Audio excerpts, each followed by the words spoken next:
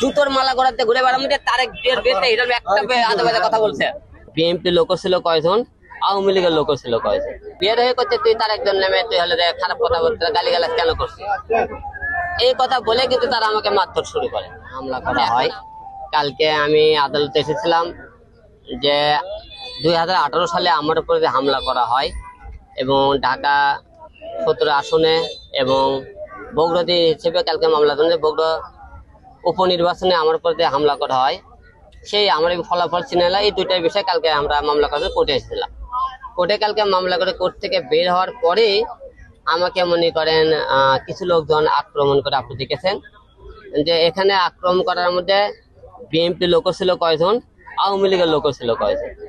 আমরা তাদেরকে মনে করেন সন্ধান করেছি ওখানে কে কে ছিল, এবং এখানে মারার পিছনে আপনারা সবাই জানেন যে আমি অল টাইম একটু প্রতিবাদমূলক কথা বলি, আমি হয়তো কাউকে মনে করেন সাথ দিয়ে কথা বলিনি, এই কারণে কালকে মারছে। কালকে মারার উদ্দেশ্য ছিল যে আমাকে প্রথমে ওই বিয়ের হয়ে করছে তুই তার একজন নামে তুই হলে খারাপ কথা বলতে গালিগালাজ কেন করছিস, এই কথা বলে কিন্তু তারা আমাকে মারধর শুরু করে। এখন আমরা অনেকে কালকে বিএনপির লোকেরা অনেকেই কালকে সাংবাদিক সম্মেলন করে বলছে হিরো আলম নাকি ইউটিউবের ভিউ কামানোর জন্য এ কথা করতে। আমি তাদেরকে একটা লজ্জা হিসেবে জানাতে চাই, ভিউ কামানোর জন্য আমরা কিন্তু এদেরকে কাছে ভাই, আপনারা বলতেছেন ভিউ কামানোর জন্য। কালকে যে হারে মারধর করছে, মারামারি ফুটেজটা দেখেন, আমরা কালকে ভিউ নেওয়ার জন্য আসছিলাম কিনা? মানুষের মৃত্যুর খেলা কেউ ভিউ নেওয়ার জন্য আসে না। কালকে আমি আমি তো কালকে যে মামলা করছি তার বিরুদ্ধে করছি, যারা অন্যায় করছে অত্যাচার করছে তার বিরুদ্ধে করছে, আমি তো কালকে বিএনপির বিরুদ্ধে মামলা করিনি। তাহলে আপনারা কেন মারধর করলেন? আমি তো মনে করি তাহলে এই জায়গা অন্যায়ের মনে করে প্রতিবাদ করে আমাদের অপরাধ। এখন তাদেরকে একটা কথা বলতে চাই, আমি কি ইউটিউবার না, ভিউ নেওয়ার জন্য কালকে আসেনি। আপনারা কালকে যারা মারধর করছিল, যারা কালকে সাংবাদিক সম্মেলন করছেন, তারা ওই আদালতে পাড়ায় বেশি দূর না বিএনপি অফিস থেকে, তারা ইচ্ছে করলে 5 জন ধরে আনতে পারতেছিল। তারা কিন্তু আদালতে ঘোরাফেরা করতেছিল, সন্ধ্যা পর্যন্ত ঘোরাফেরা করতে। তাদেরকে ঘোরাফেরা করে জাতির সামনে তুলে ধরতে পারছিল। তোরা বল স্বীকার কর, আলম যে তোদের বিএনপির নামে বললো, তাহলে হলে আপনারা তারপর সামনে নিয়ে আসেন, নিয়ে আসা প্রমাণ করে দেন তারা বিএনপির লোক না। আপনারা যে শাস্তি দেবেন আমি সেই শাস্তি মাথা পেটে নেবো।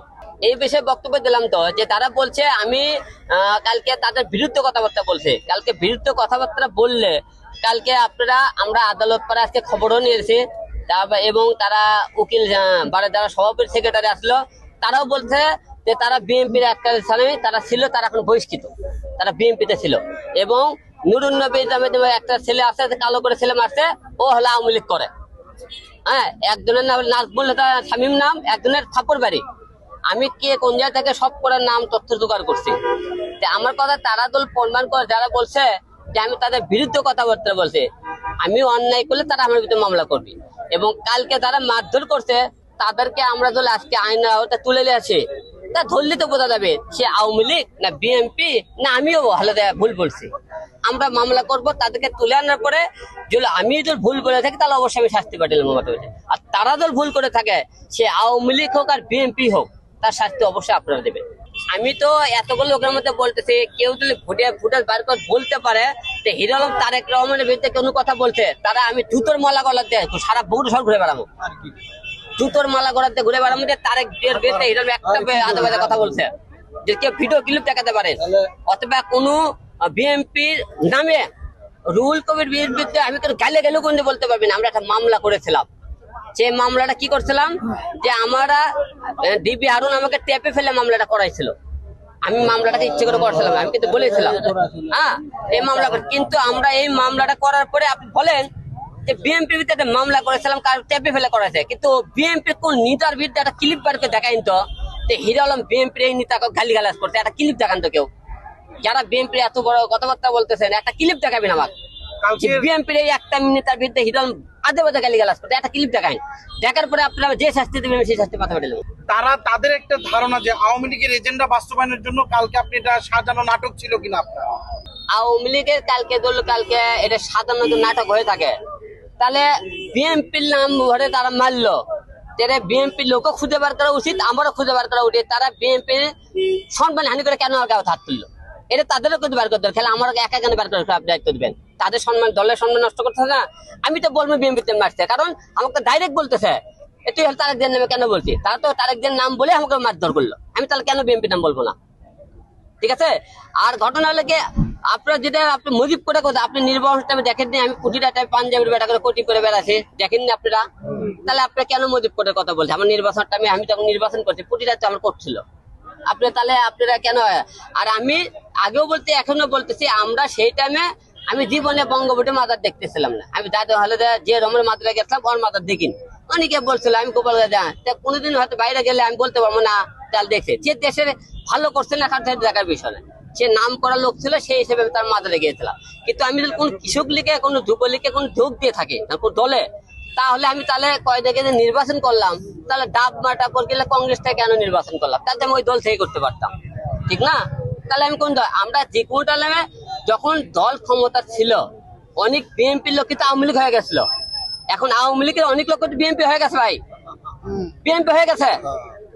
আপনারা সেটা তাদেরকে একবারও করলেন না। হিরো আলম কি করলো সেটা বলে? হিরো আলম তো আজকে অন্যায় অত্যাচারে এই স্বৈরাচারের বিরুদ্ধে করতেছে। আমি কালকে যে মামলা করছি কার বিরুদ্ধে করছে? এই স্বৈরাচারের সরকারের বিরুদ্ধে করছে, তাদের বিরুদ্ধে করছে না।